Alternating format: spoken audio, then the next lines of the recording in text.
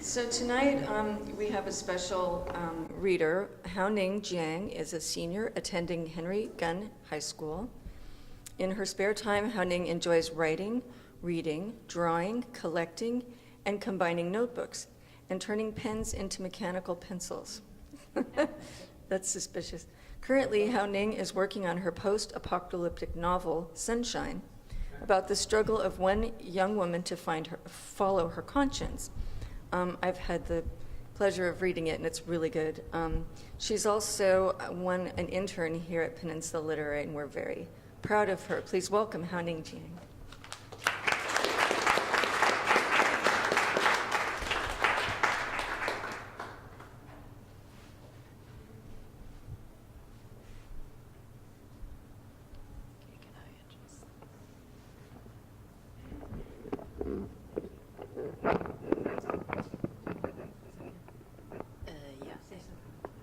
Hello? So right up to you. Hello? Seconds? I'll be reading a short story called Willow, which I submitted to the Scholastic Art and Writing Contest. So, Willow.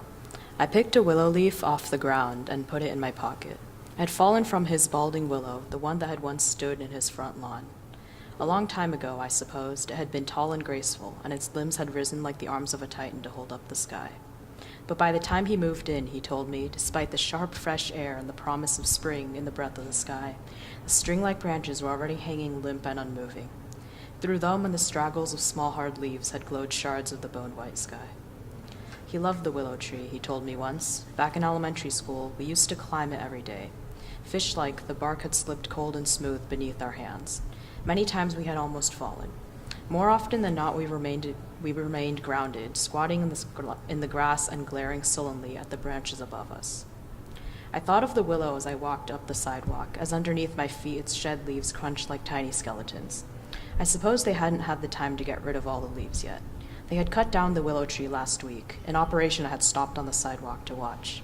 I had found it almost obscene, the garish orange of the machinery, the screeching of greasy equipment, the hoarse shouting of men that had shot through the early morning air like bullets through glass. Amidst the cacophony of beeping and yelling, the tree had seemed especially tired, and almost comically small.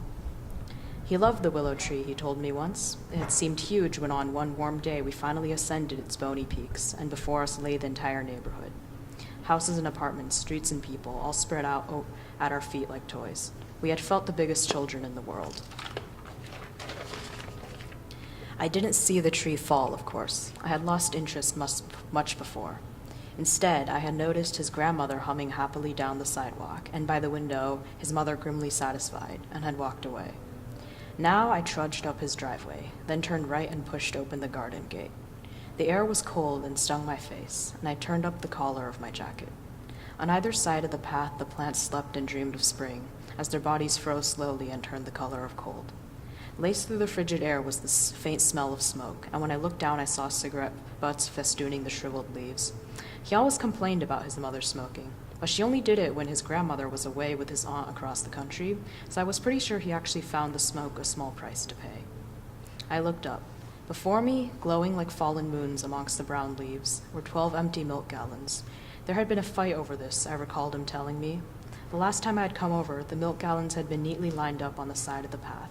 His grandmother needed all 12 of them to water the plants, he had assured me. His mother had taken pity and had bought her a watering can. But, looking at the multitudinous gallons, I can only conclude that it had been scorned by his grandmother. But wait, last time I came over there had been 13 gallons, but now 12. The inauspicious, doomed 13th must have been thrown away. Perhaps the battle's tide had turned, his mother finally caving to the truth that needing 13 whole milk gallons to water a few plants was ridiculous, and had secretly disposed of one. And, looking at the remaining 12 scattered across the garden as if by a storm's rage, I had to conclude that the passive-aggressive peace had, as usual, not lasted, and someone had flown into a rage.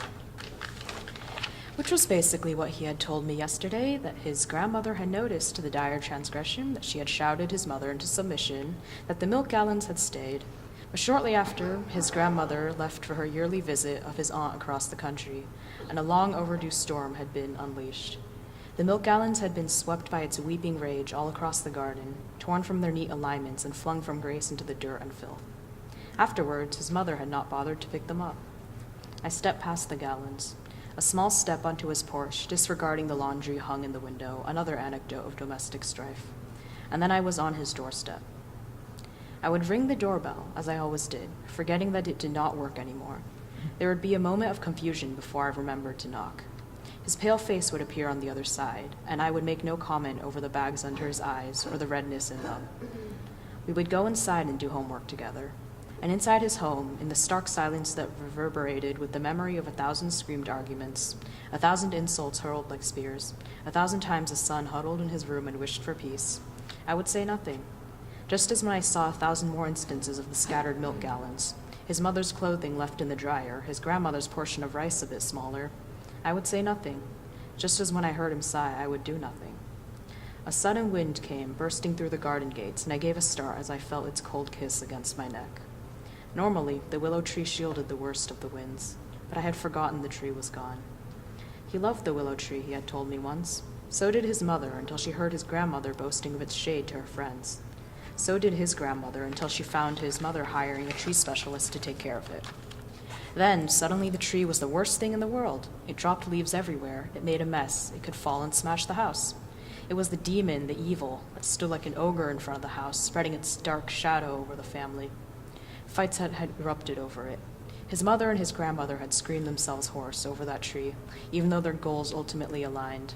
He had locked himself in his room again and again. Then, finally, the tree was cut down. He loved that willow tree, he had told me once. He did not need to tell me. Back in elementary school, we used to climb it every day, and how the sunlight danced in his eyes.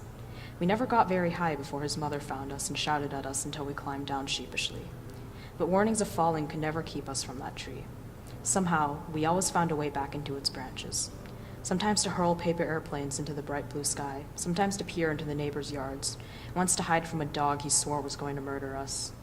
And sometimes just to hear the rustling of the few remaining leaves, to see the sky arching over us in an endless cerulean expanse, to see the world spreading beneath our feet, the squares of houses receding into the distance, the dots on the street that could be our classmates or our teachers or his neighbor's grandpa, our elementary school a block away rendered tiny by the distance, and the horizon, so far away and yet so close, as infinitely unreachable as the burning stars, yet so close our fingertips could just brush it, gilded in sun and brightness as the sun rose in the sky, as it was swallowed by that burning light, vanishing.